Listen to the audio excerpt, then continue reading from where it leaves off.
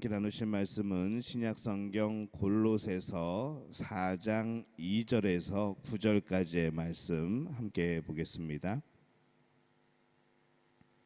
골로새서 4장 2절에서 9절까지의 말씀 우리 한 목소리로 함께 봉독하겠습니다. 기도를 계속하고 기도에 감사함으로 깨어 있으라.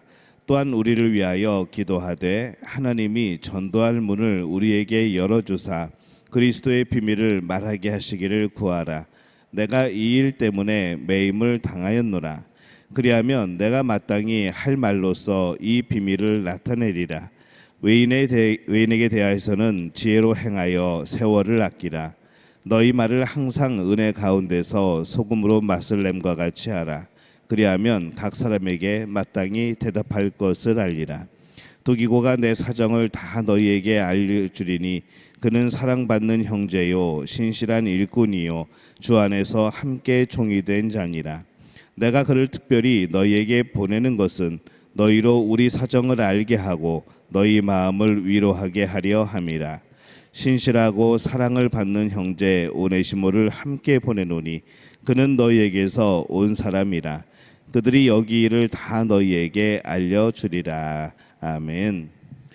할렐루야. 하나님의 은혜가 오늘 새벽에 하루의 첫 시간을 주 앞에 드리는 우리 믿음의 가족들에게 함께 하시기를 예수님의 이름으로 축원합니다. 오늘 말씀은 이 골로새서의 마지막 부분이 되어지죠. 오늘 이 말씀 속에서 우리가 과연 무엇을 찾아갈 것인가 오늘 함께 또 그 말씀을 나눠보려고 합니다. 기독론을 중심으로 이제 말씀을 하였던 이 골로새서의 말씀은 이제 마지막에 기도에 대한 가르침으로 이제 마치게 됩니다. 기도를 계속하고 기도에 감사함으로 깨어 있으라 이렇게 말씀을 하죠.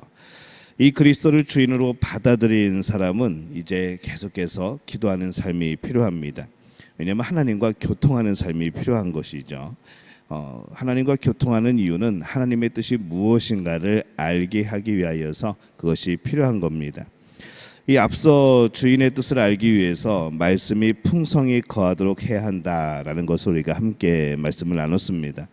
그런데 이 말씀만이 아니라 이 기도도 풍성히 거해야 됩니다. 기도가 풍성히 거하는 방법은 오늘 말씀에는 계속 기도하는 것이라 이렇게 말씀을 하죠. 우리는 이 삶의 구체적인 부분에서 주인 대신 예수님의 뜻을 모를 때가 많습니다. 때로는 알아도 행하지 못할 때가 많습니다. 그래서 우리는 계속 기도하는 것이죠. 예수님의 뜻인지 아닌지 구별할 수 있도록 또 그것을 행할 힘을 가질 수 있도록 그렇게 계속 우리는 기도가 필요합니다. 이전에 예수님을 주인으로 받아들이지 않았을 때에는 사실 기도할 필요가 없는 것이죠. 그러나 이제 예수님을 주인으로 받아들였으면 나의 주님으로 고백을 하였으면은 이 주님의 뜻을 날마다 구하는 이런 생활이 필요한 겁니다. 기도할 때 주의할 것 중에 하나는 깨어 기도하는 겁니다. 이 깨어 있다는 것은 분별하는 것을 의미를 합니다. 기도를 미신처럼 어떤 그런 주문을 외우고 그런 식의 기도가 되어서는 안 된다는 것이죠. 정성을 채우는 그런 형식의 인간의 공로가 들어가는 그런 기도도 아닙니다. 우리의 기도는 정말 우리가 깨어 있어서 예수님의 뜻이 무엇인가를 구분하고 그것을 우리가 분별하며 하는 기도가 진정한 기도라는 것이죠. 또한 감사함으로 기도해야 된다라고 말씀을 합니다. 이 기도할 때에 감사함으로 한다는 것은 인정하는 겁니다. 하나님께서 내 삶을 주관하시는 것을 인정하고 또 선한 길로 이끄시는 것을 인정하는 것이죠. 또 우리는 지극히 작은 자임을 인정하는 겁니다. 크신 하나님께서 작은 우리를 사랑하고 계시다는 것을 인정하면서 감사하며 기도하는 겁니다. 오늘 바울을 보면은 그는 감옥에서 이 편지를 쓰고 있지만은 또한 그가 그의 모습 속에서 기쁨이 있고 또 감사함으로 쓰고 있는 모습을 봅니다. 감옥에 있지만은 전혀 자신의 신세에 대한 그런 한탄이 들어가 있지 않은 것이죠. 또 감옥에서 나올 수 있도록 기도해 달라고 하는 그런 요청도 없습니다. 오히려 뭐라고 말씀을 하는가 하면은 전도할 문을 열어주시도록 그렇게 기도해 달라고 그가 요청을 합니다. 감사함으로 깨어서 또 그렇게 기도하는 것이죠. 우리의 시간을 허비하지 않는 방법이 바로 이것입니다. 기도하지 않으면 하나님의 뜻이 아닌 곳에서 또 우리가 그곳에서 시간을 허비하게 되어지는 것이죠. 기도함으로 우리가 가야 할 길을 우리는 깨달을 필요가 있습니다. 대화하지 않고 상대방의 의중을 알 수 없듯이 우리가 하나님께 기도하지 않으면은 하나님의 뜻을 알 수가 없는 것이죠. 그래서 우리가 세월을 낭비하지 않도록 우리는 기도함이 필요합니다. 마지막으로 바울은 신앙인이 외인에 대하여 어떻게 해야 되는지 짧게 말하고 있습니다. 5절에 보면은 외인에게 대하여서는 지혜로 행하여 세월을 아끼라 이렇게 말씀을 합니다. 이 바울은 신앙인이 아닌 이웃을 향해서는 지혜롭게 행하여야 된다라고 말씀을 합니다. 이 신앙인의 행동 하나하나가 그들에게는 신앙인의 안에 주로 계신 주님으로 계신 그리스도가 영광스럽게 드러날 수 있도록 그렇게 살아야 된다는 것이죠. 신앙인은 그리스도인이라는 이름을 가지고 있습니다. 신앙인이 세상 사람을 만날 기회가 그렇게 많지 않습니다. 그렇기 때문에 이 만날 때에 우리의 행동 하나를 통하여서 예수님이 드러낼 필요가 있는 것이죠. 신앙인이 아닌 사람에게 말을 할 때에는 그 한마디 한마디가 모두 우리 안에 계신 그리스도가 하시는 말처럼 되어야 된다는 말씀입니다. 그래서 6절에 보면은 너희 말을 항상 은혜 가운데에서 소금으로 맛을 냄과 같이 하라. 그리하면 각 사람에게 마땅히 대답할 것을 알리라 이렇게 말씀을 하죠. 그래서 은혜 가운데 말해야 된다라고 해서 말씀을 합니다.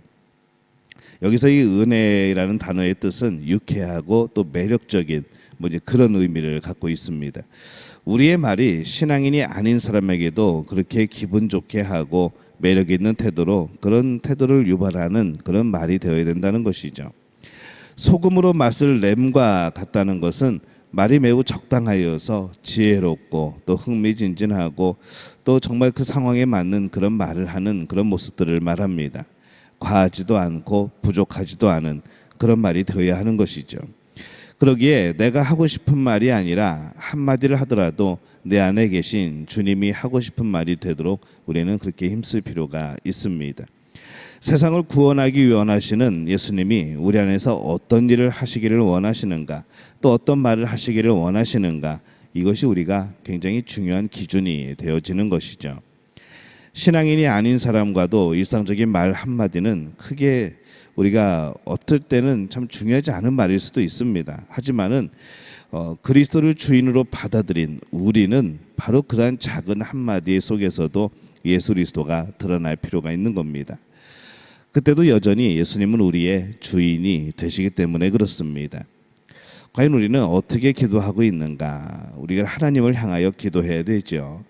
또 신앙인이 아닌 이웃을 향해서 말을 할 때 여전히 하나님께 기도하는 마음으로 또 그렇게 말을 할 필요가 있습니다. 그렇게 우리의 주님 되신 그리스도를 놓치지 않을 때 우리의 인생은 세월을 아끼는 인생이 되어지고 또 예수님의 그 아름다움으로 채워지는 그러한 인생이 될 줄로 믿습니다. 기도하는 것은 하나님의 뜻을 제대로 알기 위함입니다. 하나님의 은혜를 깨닫기 위함입니다.